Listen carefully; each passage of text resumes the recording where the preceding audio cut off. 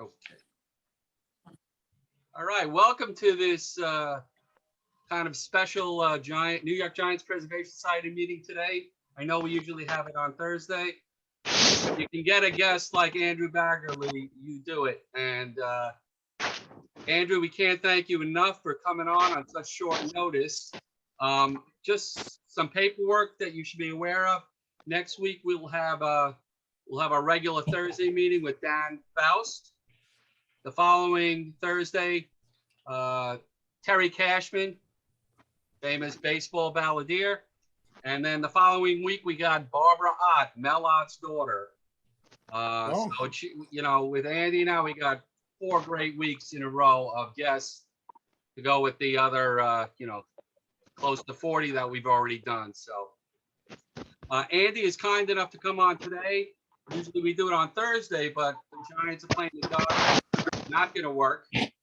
And with the trading deadline upon us, a few days away now, and most of the people who attend our Zooms, besides being New York aficionados, also still follow the Giants. So, we met Andy a while back at Bergino's when he came and talked about his books, and this was one of them, and Bill has the other one. Mine is in my shelf, and I had trouble locating it today. Great books. Andy's been writing for about the Giants for years and years. I first started reading him in the San Jose Mercury News, and now he's a reporter for The Athletic and knows more about the Giants than anything. So I'm going to introduce Andy, and then he'll take questions, and he can be with us till about 8 o'clock because then he has to do a podcast. But let's all give it up for Andy Baggarly. Yay. Hi, everybody. Hi, Gary. Thanks for that introduction. I will have a browser tab open just in case the Giants make a trade during this. So if my eyes sort of flit back and forth, that's what I'm doing. Anybody want to get started? Yeah, I'll start it. Go ahead, Jeff. Andy, first of all, thank you for being on the meeting with us. With the trade deadline coming up, we've been hearing various rumors, names floating around.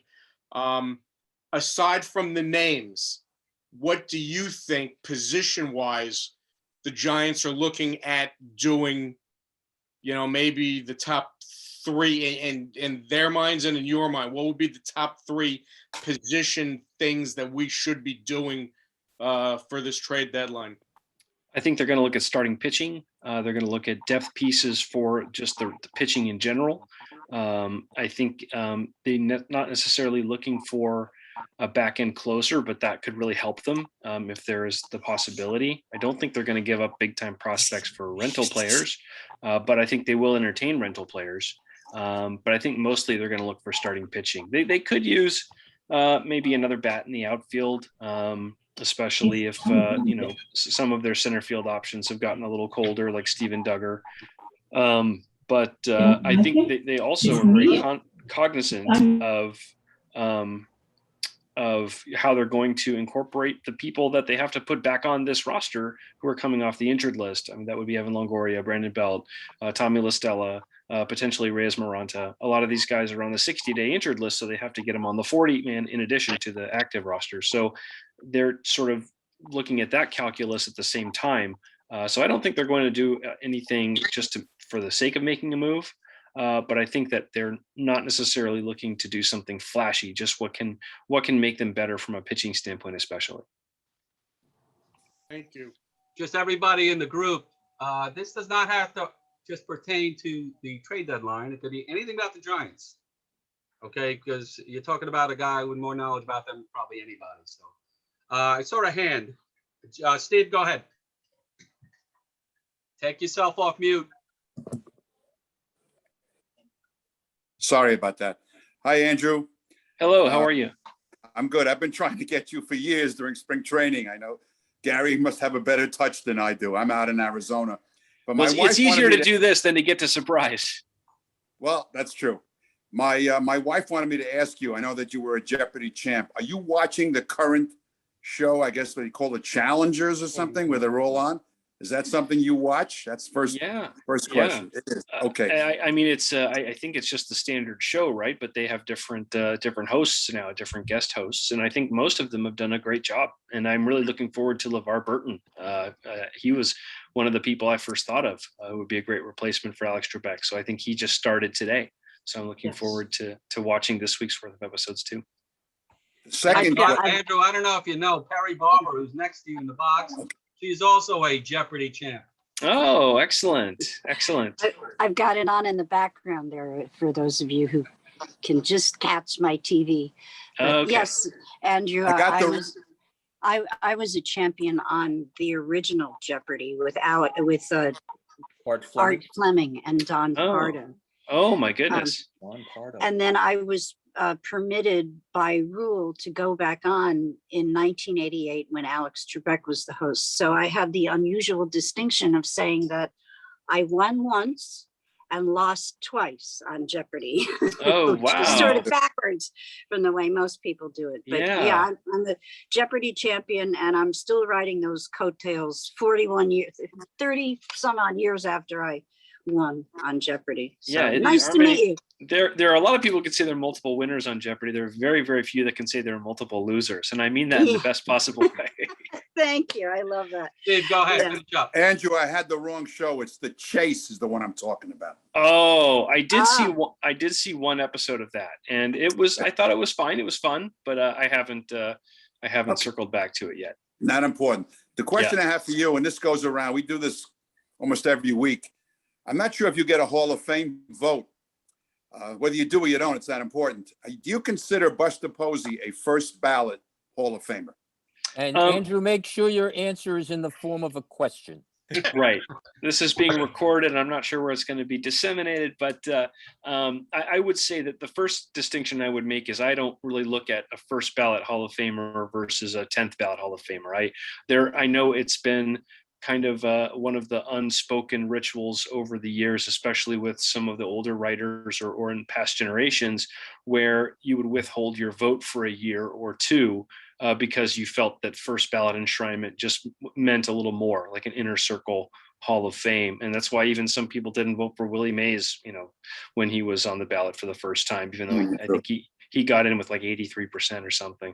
I don't see it that way. I don't think a lot of my contemporaries see it that way. I just feel like you do the best research you can to determine who passes your bar, however you set your bar.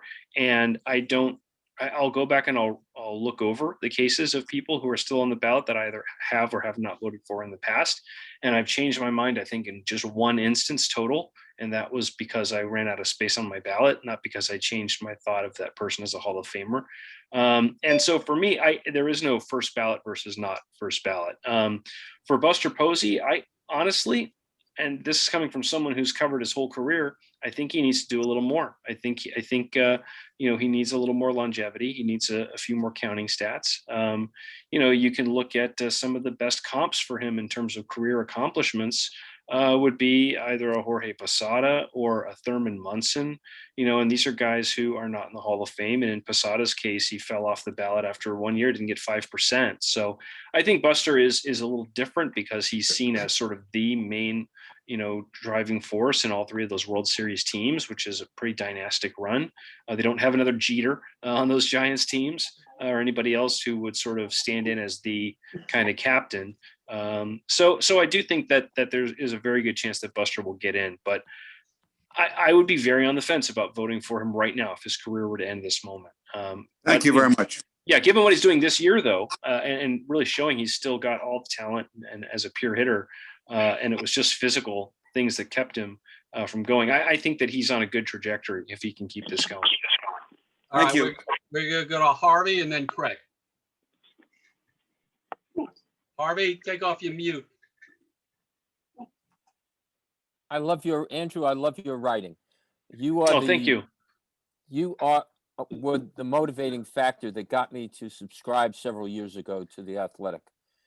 Please put that in writing and send it to my bosses. I will, I'm telling you.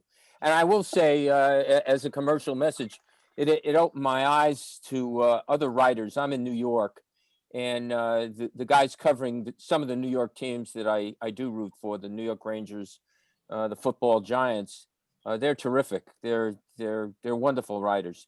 With that in mind, could you give us a little bit of how you put the story that appeared in today's Athletic about Jay Jackson?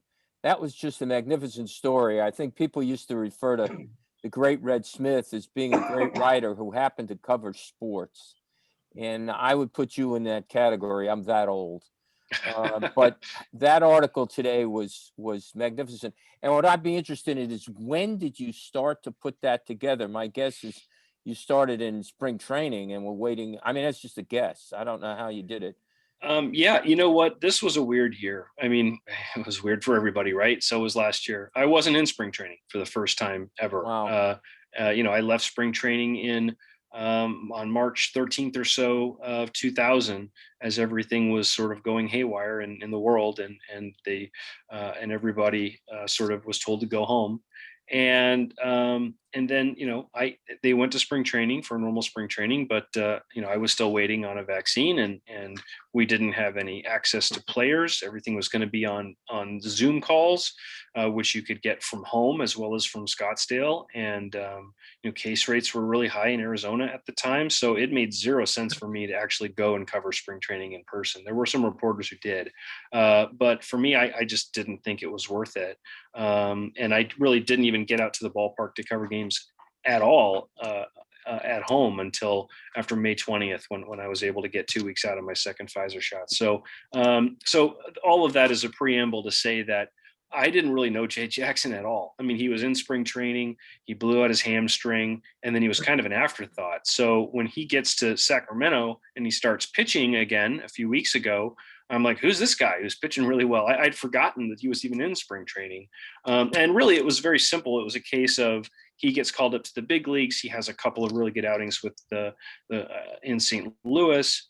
And I think, okay, what's this guy's story? And I start, looking up some stuff about him, and look on his Instagram, and realize he's got this just incredibly compelling, crazy story about trying to, find a way to be in his son's life when all of these factors are conspiring against that happening, because his son is in Japan. So, it was really remarkable to me, just how his attitude about it is to stay positive and really control what he can control, and not just give in to rage and negativity over this, which is a situation that would break anyone's heart to think about on a daily basis. And it's a tough story for me to write, because I can't get both sides. I can't talk to his ex-girlfriend in Japan. I can't, I can use contemporary accounts to sort of describe what the legal system is in Japan, use what's been written in news accounts and stuff, and talk to people who are familiar with Japanese law, and give the reader a sense for just what he's staring at in terms of trying to get some sort of custodial rights. But really, it's a tricky story to write when you're only getting one side of it. And I had to basically, make sure that everything that was a claim in that story was attributed to him. This is what he's saying. And I found him personally to be a compelling and reliable narrator, but you never know, people can fool you. So, it's a story that is a little bit difficult, I think, to write, but all you can do is sort of put it from his point of view, and then let the reader kind of decide or take it however they want to take it. So I really appreciate the fact that you that it had value to you, and it's nice for me to be able to step back from all the granular, hey, this guy's throwing a rehab assignment, this guy is going to be moved up in the order, this guy's not hitting against lefties, whatever, and I can put that in the stories I read about the game sometimes, but I really like to step back and try to give more windows into who some of these people, these players, these coaches, the executives are, and that was a great opportunity to do that. Terrific story. Terrific piece. Craig, go ahead. Thank you. Craig, you're up. Andy, thank you very much for joining us. We appreciate your time tonight. Sure. As we were coming on the meeting here, I saw a news item come out that Max Scherzer is apparently agreeable to waive his 10-5 rights. And I was curious, do you think the Giants would have any interest in Scherzer? I think potentially they could, yeah.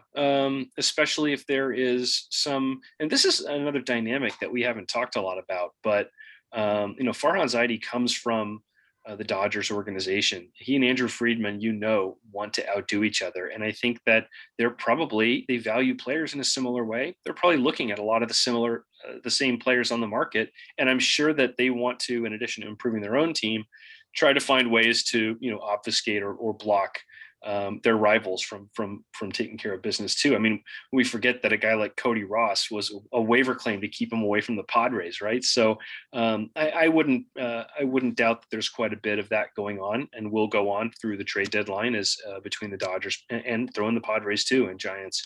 They all want to improve, and they all want to see their rivals in the NL West maybe improve as little as possible. So I do think Scherzer is a guy that could shift the balance of power a little bit. And for a team like the Giants to have somebody like Scherzer who's got pitching postseason experience. I mean, this rotation does not have, outside of Johnny Cueto, a lot of postseason experience. Alex Wood, I know, has been in the postseason, but in terms of the top of the rotation, Gausman, DeSclafani, these are not guys who've been in those kind of games. And so, I got to think if a Scherzer would be available to them, where they wouldn't have to give him an extension, like Scott Boras was saying, then they would explore it. But I think they also would look at, okay, what's the cost going to be? Because I don't think they're going to make another Wheeler for Beltran type of deal. Ooh. Thank you very much. Ooh. Andy, do you expect the Giants to be proactive versus reactive? I don't expect them to be reactive. That's just not the way that they really do things. I think when you're reactive, you're probably thinking more about public perceptions.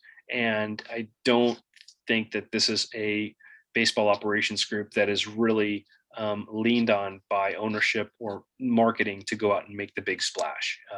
I think that they try to make good, disciplined baseball moves. And so I think they'll be proactive.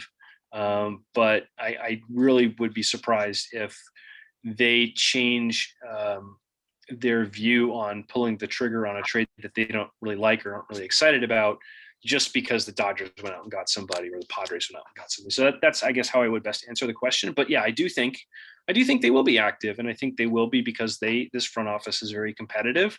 And also, I think you have to pay a lot of respect, and they do pay respect to the fact that a lot of these veteran players have bought in to this coaching staff, and this coaching staff has worked its tails off to put this team in this position. So, that's what I think an organization does. You require commitment, you ask for commitment, and then you double down on that commitment, and you show them that help is going to be there in some form or fashion. So yeah, I expect that the Giants will do something. I don't know if it's going to be super flashy, but I think it will be something substantive. Okay, before we get to Fred and then Mars, one last thing, Andy. When you started out at the beginning of spring training, I know you weren't there for the team. You couldn't possibly expect to see what you're seeing now, correct?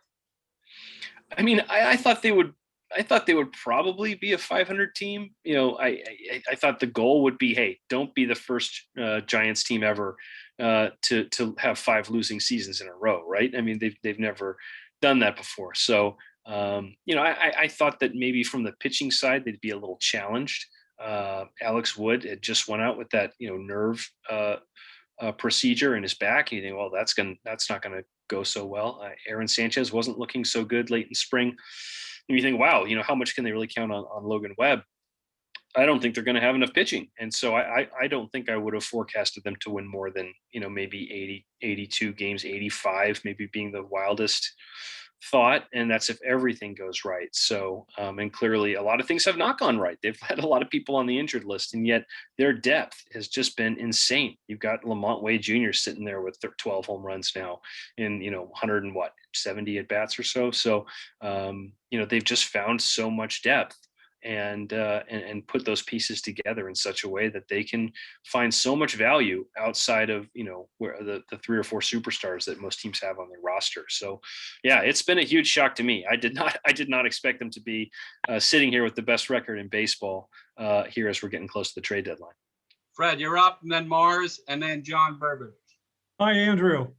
Hey, how are you? Pretty good. I live in Surprise, but last week I was at Chavez Ravine on Tuesday night, the one game out of the 4 games that we lost. And I have little hair to start with, and watching Tyler Rogers, unfortunately, I lost a lot more hair. He Yeah. came back the following day. But what are your comments about Tyler Rogers? So he is really an outlier. He's a very different reliever because we're in an era where it's the most contact diverse era in baseball history. I mean, batting averages are low, strikeouts are high, way more strikeouts than hits. You know, we reached that tipping point where there's more strikeouts than hits a couple of years ago, and it's only accelerating in that direction. And you get a guy like Tyler Rogers who almost exclusively gets contact outs. Especially in a position closer where you're used to seeing somebody with, you know, triple digit stuff and swing and miss stuff. And I mean, he's very unique. And the two things you can count on is the ball is probably going to be put in play, and it's probably going to be put in play without a lot of exit velocity, which means if there are hits, there are going to be bleeders.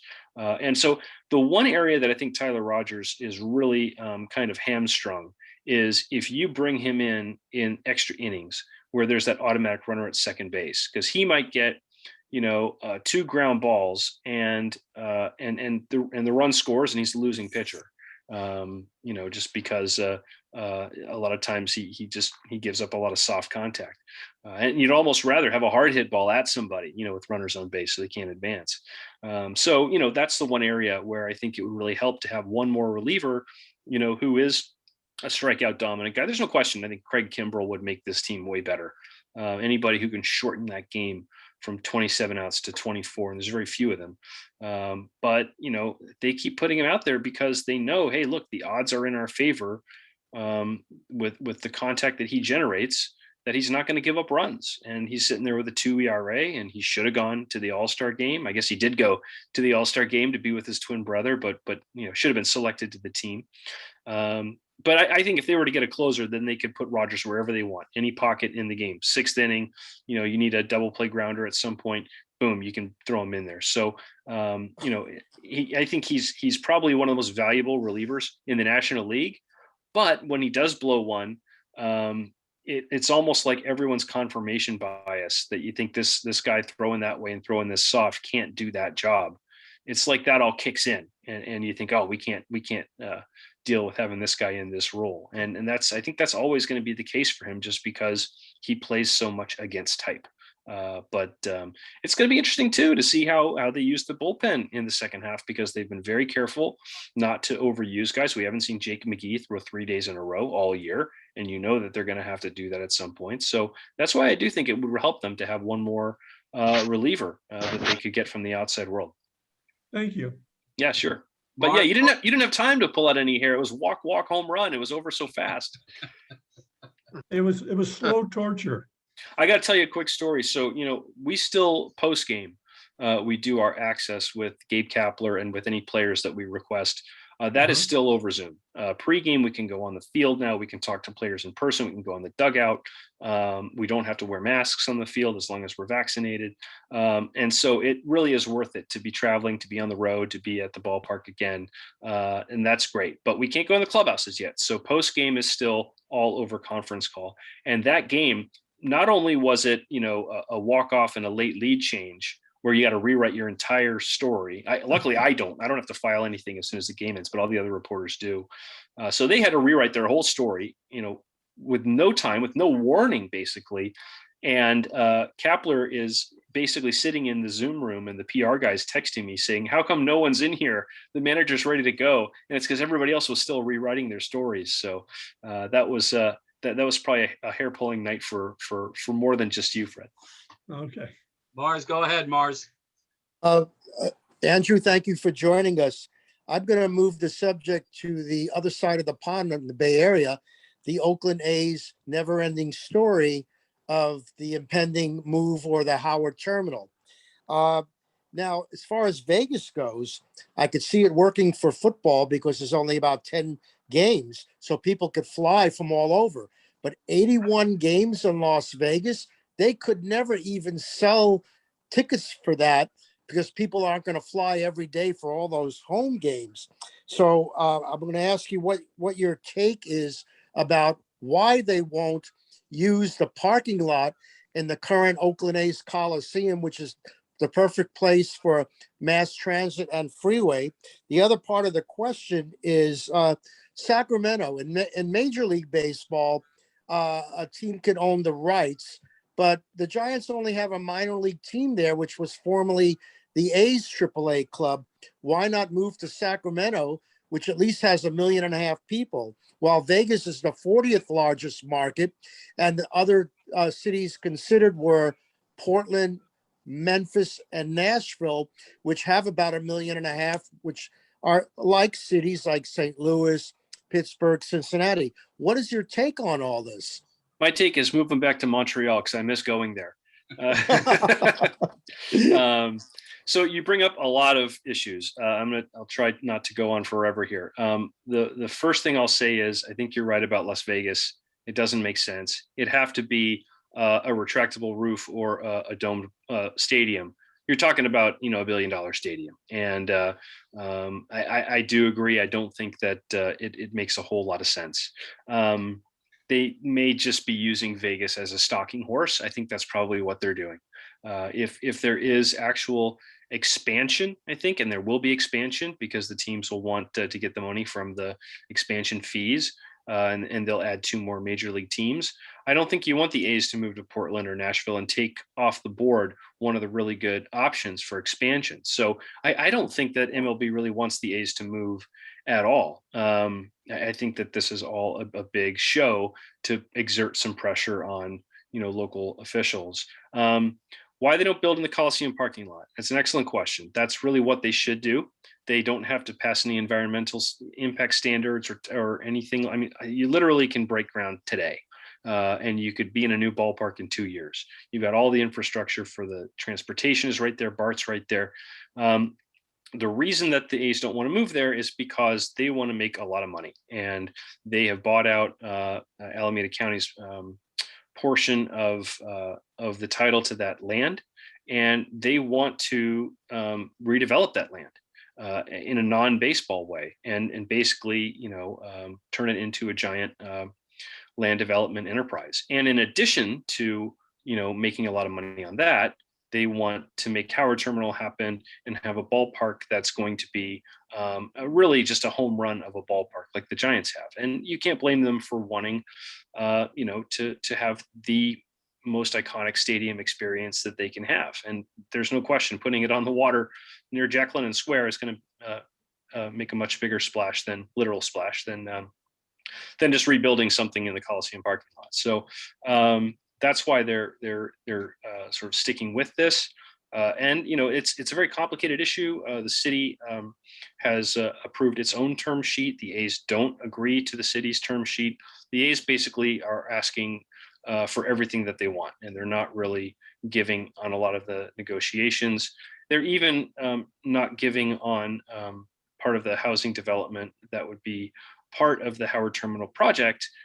Currently includes no affordable housing, and I mean that flies in the face of state law. You literally have to have affordable housing units as part of that plan, and the A's are trying to treat that as basically something that they'll eventually give on. So I don't think they're negotiating in the best of faith. That's my personal opinion. I do think that maybe there might be a lot of saber rattling going on, and maybe they figure this out, or maybe they don't. Why they don't move to Sacramento? I think the easiest way to say that is even more than population, even more than general wealth in an area or average incomes. You got to have corporate sponsors. You got to have a lot of corporate heft. And Sacramento is a government town. It's the state of California is basically the big employer in town. So I'm not sure if they have the amount of corporate wealth and corporate sponsorship that would be one of the precursors to go into moving. And you would have to deal with the Giants and some form of territorial rights because they have the AAA team there, as you mentioned. So how it's going to resolve, I don't know. I just know I feel terrible for A's fans. They deserve better than this. The players deserve better than this. It's it'll all be worked out one way or the other. And I think they're going to get a new ballpark in Oakland, or they're going to they're going to find a new home, and if it's Montreal, that's okay with me. Thank you, Andrew. John, go ahead. John Burbidge. Hi, Andrew. I want to add my thanks for you coming on, and I love Hi, your John. athletic stories, including Thank today. you. That was fantastic.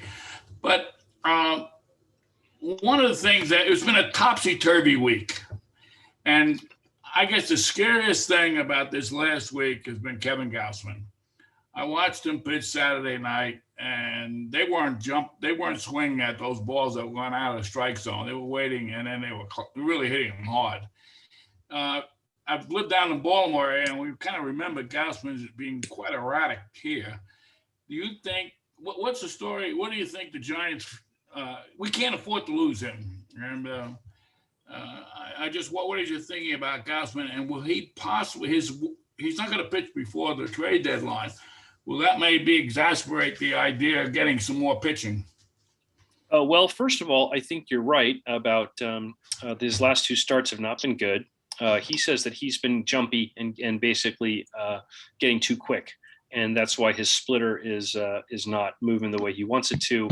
He's kind of choking the pitch a little bit. He only threw 10 splitters in his last start, so that tells you right there. This is, I mean, he had upped that to maybe 40, 50% of his pitch mix, and it's been such a lethal pitch for him. So for him to get completely away from throwing it at all tells you he just doesn't have a feel for it right now. And so some of it may be mechanics.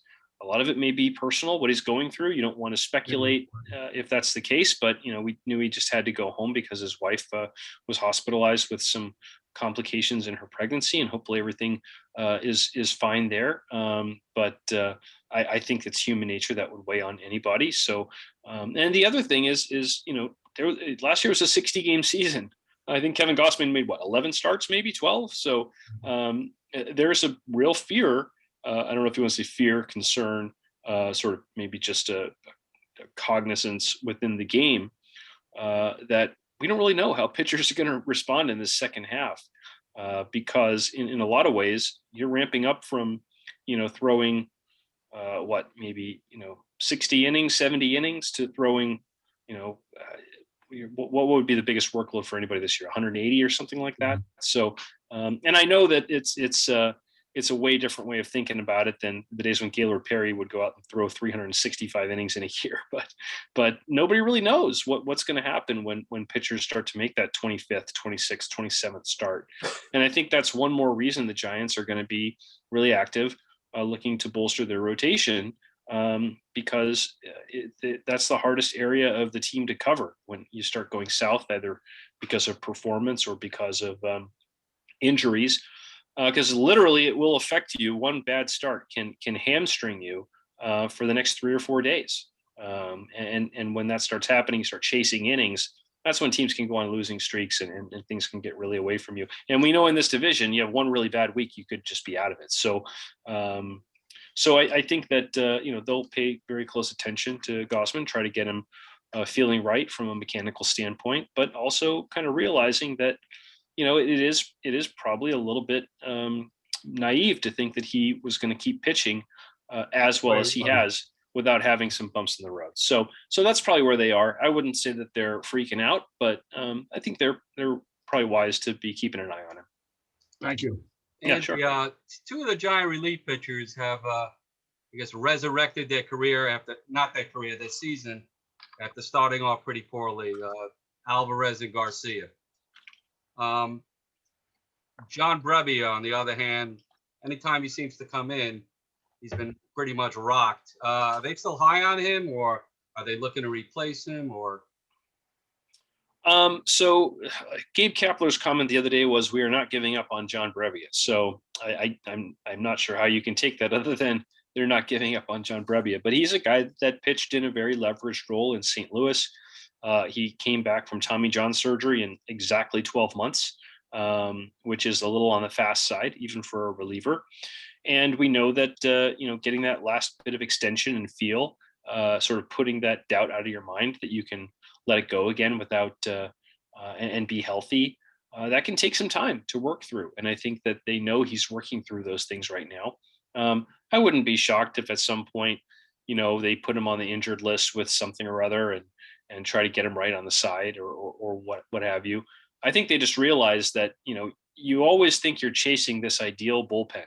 And you'll sort through different people. Let's look at Camilo Doval. Let's look at Gregory Santos. Let's look at I don't know, Nick Tropiano. Okay, now he's gone. Now Dominic Leone. Okay, he's sticking around for a while. They're going to go through this all year, where they're going to cycle through guys, and I don't think that ever stops. I don't think that churn in their bullpen will ever really stop, because they have guys who are fairly expendable. They don't have anybody making $20 million a year. That whole bullpen's about $7 million bullpen. So I do think they'll keep trying people and keep trying to stay with a hot hand and try to maybe be a little creative with managing the roster to make that happen. So if Brebbia keeps struggling, I don't think they're going to keep throwing him out there, but I think they could maybe find a way to put him on the shelf and try to work with him to get him right. Okay. On a fun note, I got to ask you one thing. I used to read your Twitter accounts pretty regularly, and you were very high on Skyline Chili. There's a big issue here in New York that Gary Cohen, they showed a picture of it, and he basically said, how could anybody eat that stuff? And evidently the Cincinnati Red fans are all over him here in New York. So yeah, if by high on you mean that I wouldn't feed it to an animal, then yes, I guess I'm high on Skyline. I tried it once by mistake. I didn't know what it was, and I thought, this is chili. No, this is not chili. Yeah. It's an abomination. It's not quite as bad as St. Louis style pizza.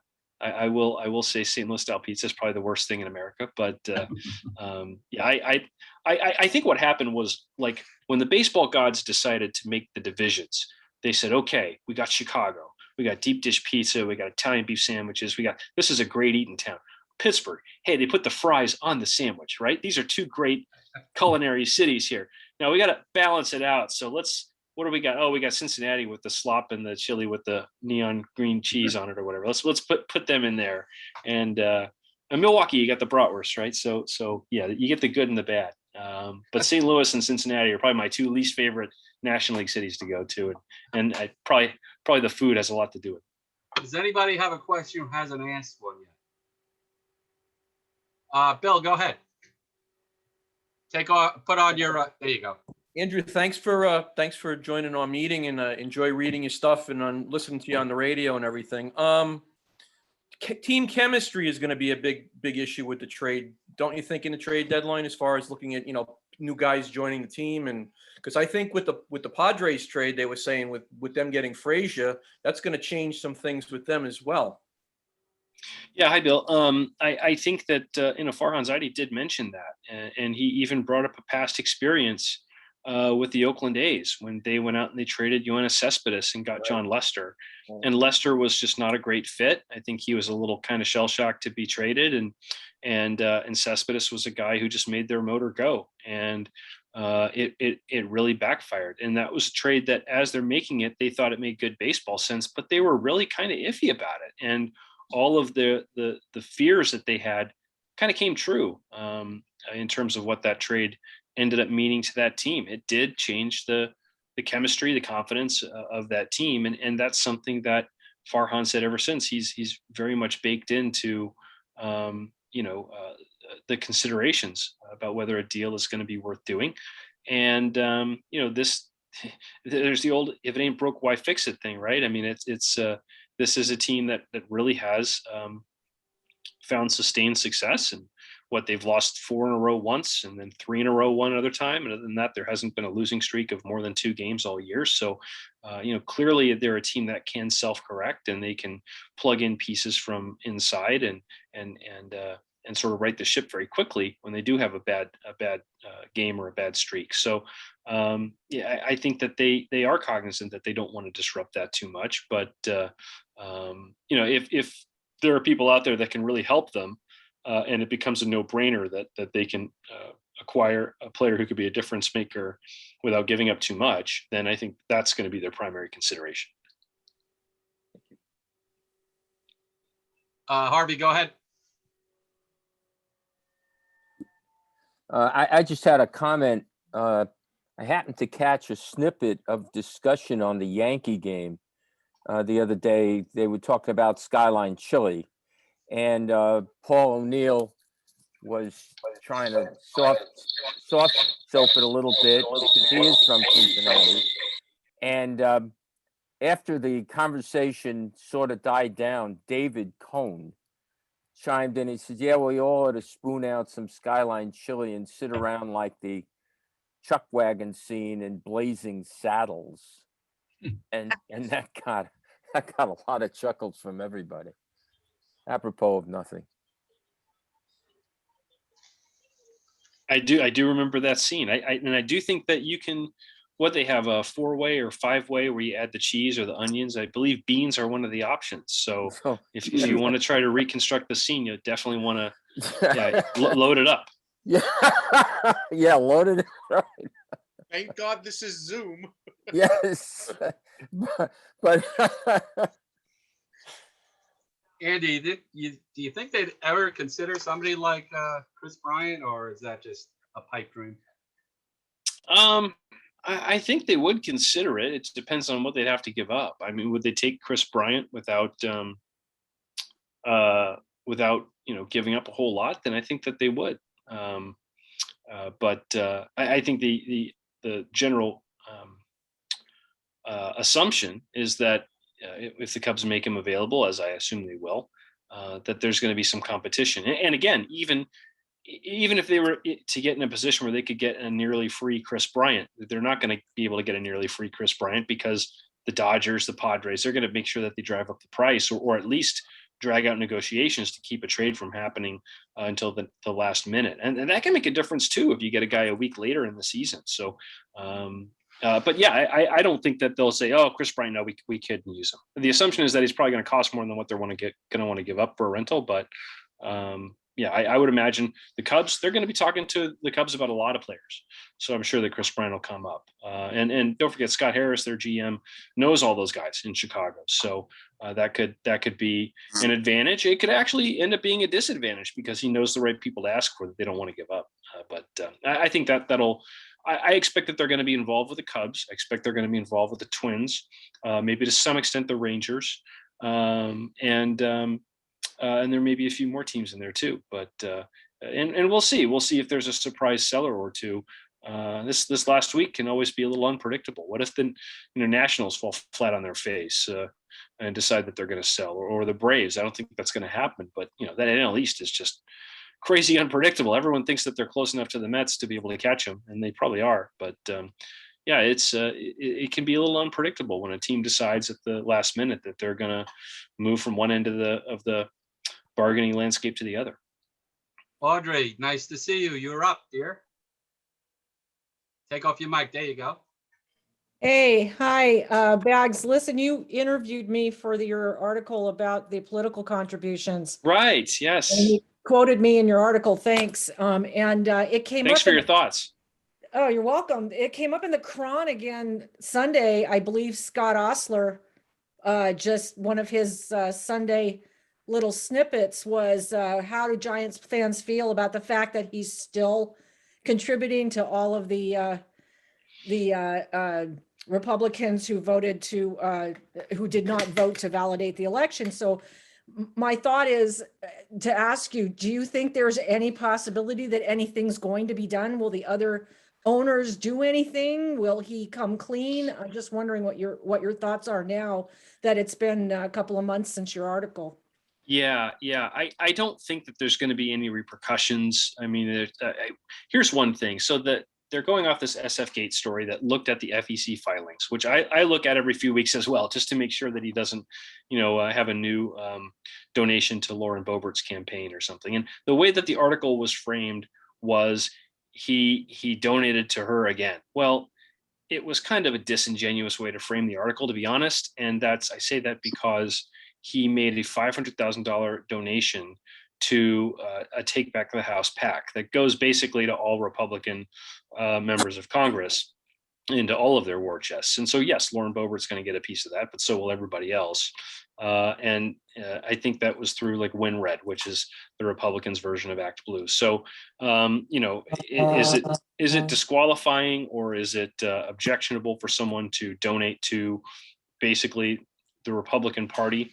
I mean, you could argue yes, given where the party is right now. But I don't think that's something that is going to frame it as he's giving money to Lauren Boebert is, I mean, he's not making donations to her campaign. It's to a PAC that everyone draws from, who's a Republican, member of Congress seeking re-election. So that's why I thought that the way that they framed the story was not the greatest piece of journalism in the world. But clearly he's going to keep donating to Republican causes and Republican candidates and the Republican Party because he believes in free markets. He believes in, low government intervention, and apparently he's perfectly willing to put up with all the other bullcrap. So I think that's just kind of everyone's sort of saying that that's the way it's going to be. And if you're a fan who boycotts the team because of Charles Johnson's contributions, well, the team's made it pretty hard for you to stay away, I guess, with the way they've played this year. But I certainly respect that stance, and I think everyone's just got to make their own choice as consumers, what they feel comfortable spending their time and their money on. Well, does that answer your question?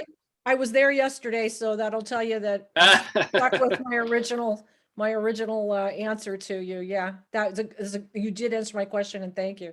Yeah, no, it was really interesting when I talked to a lot of fans, including you, even the people who were really bothered by it. There were very few people that I found said, I am not going to support the team anymore. I'm not going to watch them, not going to go to games. Some people said, I might buy a little less merchandise or whatever. But a lot of the people who said they're going to boycott are people who don't go to games anyway. Maybe they just watch them on TV or something. So I don't think the Giants are really being hurt by this. I don't think that there's probably much of a measurable impact that it's had. Great seeing you, Audrey. Paul, you're up. Yeah. Hey, Andy, thank you very much for coming on tonight. My question deals with the guys who are under contract to the Giants to the end of this year. So Cueto and Belt and Crawford and Posey. Who do you see coming back? Who do you see not with the team next year? So I've only been asked a version of this question on KNBR about 8,000 times this year. Okay. I mean, I'm on the East Coast. I get WFAN. I'm sorry. No, it's not at all. I'm just saying that I'm very practiced in giving my answer, and my answer is the better they play, the more likely it is they're going to be back. That's the simplest way I can put it. Buster obviously has a team option. It's not a cheap option, but given what he means to the organization, given the way he's playing, I think you'd have to guess it's going to be picked up, or they're going to renegotiate and maybe do something at a lower average salary over 2 years, 2 and an option, potentially. I asked him if he'd be open to that, and he's just like, I'm just trying to get through this season. So we'll see. Crawford, I think Crawford makes a lot of sense to come back. I mean, they're probably going to cover him because he's a 34-year-old shortstop. But if they're trying to build a bridge to whether it's Will Wilson or whether it's Marco Luciano, although I think Luciano may move off the position to third base or the outfield, but they don't have another shortstop who's basically a Joey Bart at shortstop right now. And I think it does make sense to have someone in short term. Doesn't make a lot of sense to sign a Trevor Story to a 6-year deal. But if they're going to look to someone short term at the position, I think Crawford can make a lot of sense. And Belt, the fact that Belt got hurt and may not have as big a market means there may be some ability for him to come back at a lower price point as well. I think at some point they realize that they can't just bring everybody back. I don't think Cueto will be back. I would kind of doubt that one a little bit. But yeah, I would say Posey is the most likely, then Crawford, then Belt. That's how I would rank them. Okay, thanks, Andy. Andy, we still got about 10 minutes or so, or? Yeah, I got about 6 or 7 minutes. Okay, Mars, go ahead. Yeah, well, Andrew, I think you answered part of the question already. I think Lamar Wade should be a permanent first baseman. Of course, he's got to learn to hit left-handed pitching a little better. Belt, I agree. Sign him on a much smaller contract, short term. But the big question here is high price free agents like Scherzer. The Giants seem to be going after bargain basement free agents, and it seems out of their mode to sign a guy like Scherzer. Do you think they would take that big step? I do think that they will have a lot of money to spend, and I think that they will look to spend it in and maybe in unconventional ways. You know, you think about how the Dodgers were able to start their reboot, and they took on a lot of dead money from other places to be able to, you know, get some of the players they wanted. I mean, it takes taking on like $60 million of a fairly useless David Price to get Mookie Betts on your team. You know, it's you may see the Giants invest money in ways other than just going out and going after the biggest free agents.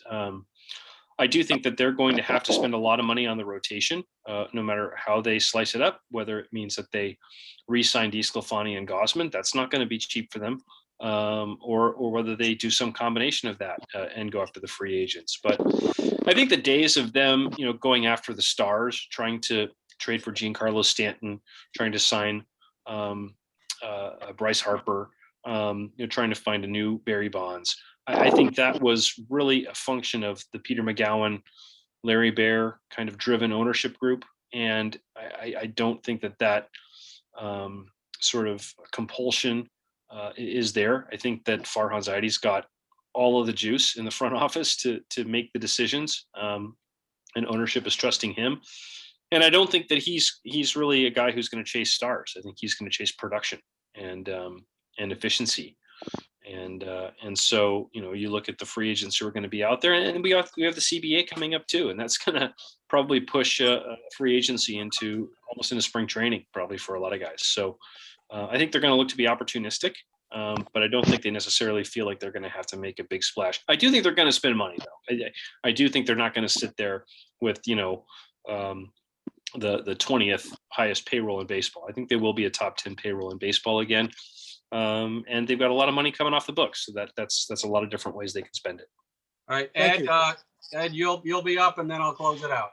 Okay, so Andrew, think ahead to the 22 season when the Giants do interleague play and they play the Guardians, the Giants and the Guardians. So we're going to have Marvel comic night.